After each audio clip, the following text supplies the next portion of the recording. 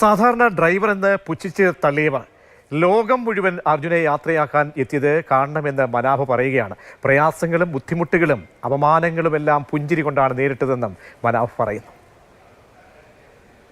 കാരണം എന്ന് പറഞ്ഞു കഴിഞ്ഞാൽ നമുക്ക് പെട്ടെന്ന് മലയാളികൾക്ക് അവിടെ ഇറങ്ങാൻ പറ്റൂല എന്നൊരു ഈഗോ ക്ലാഷ് വന്നപ്പോൾ കർണാടക അറിയപ്പെടുന്ന ഒരു റെസ്ക്യൂ പ്രവർത്തകനാണ്. അത് ലോകം കണ്ട് 9 നോട്ടിലൊന്നും ഒരാൾക്കും വെള്ളത്തിൽ നിൽക്കാൻ കഴിയൂല. നോർമൽ പുഴയല്ല, അതായത് കുത്തി ഒഴുകണായത് 9 നോട്ടിൽ ഓൾറെഡി അതിൻ്റെ ഉള്ളിൽ എന്തൊക്കെ ഉണ്ട്, മരങ്ങളുണ്ട്, കൊമ്പുണ്ട്, ചില്ലുണ്ട്, കമ്പിയുണ്ട്, ഷീറ്റുണ്ട്. ഇതുപോലും നോക്കാതെ മണ്ണിലും ആ വെള്ളത്തിലേക്ക് ചാടിയ മനുഷ്യനാണ്. ഇപ്പം ഗംഗാവലി പുഴേൻ്റെ ഓരോ മുക്കും മൂലി അറിയണതാ. ഈ മനുഷ്യൻ്റെ ശരീരത്തിൽ ഫുള്ള് ഒരു മാജിക് ഉണ്ട്.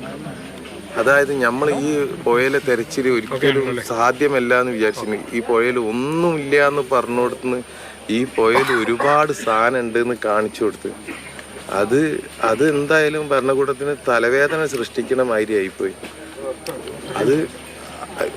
ഞാൻ ഇതിലൂടെ ഒരു മെസ്സേജ് കൊടുക്കാൻ വിചാരിക്കുന്നത് എന്താണ്, നമ്മൾ മലയാളികൾ, അതായത് എനിക്ക് അതിനേക്കാൾ മെയിൻ ഒരു മെസ്സേജ് എന്താ പറഞ്ഞു കഴിഞ്ഞാൽ, വിജയിക്കുക എന്ന് പറഞ്ഞ ഒരു മൂമെൻ്റ് ഒരു ജസ്റ്റ് ഒരു സെക്കൻഡിൻ്റെ മൂമെൻ്റാണ്. പക്ഷെ അതിൻ്റെ പിന്നിൽ വിജയിക്കുന്നതിന് മുന്നേ ഒരു വലിയൊരു ത്യാഗത്തിൻ്റെ ടൈമുണ്ട്, പരീക്ഷണത്തിൻ്റെ ടൈമുണ്ട്, അപമാനത്തിൻ്റെ ടൈമുണ്ട്. ആ ടൈമിന് ഇതുപോലത്തെ മനുഷ്യന്മാർ നിങ്ങൾ രണ്ടുപേരോടും നമ്മളെല്ലാവരും കടപ്പെട്ടവരായിരിക്കും.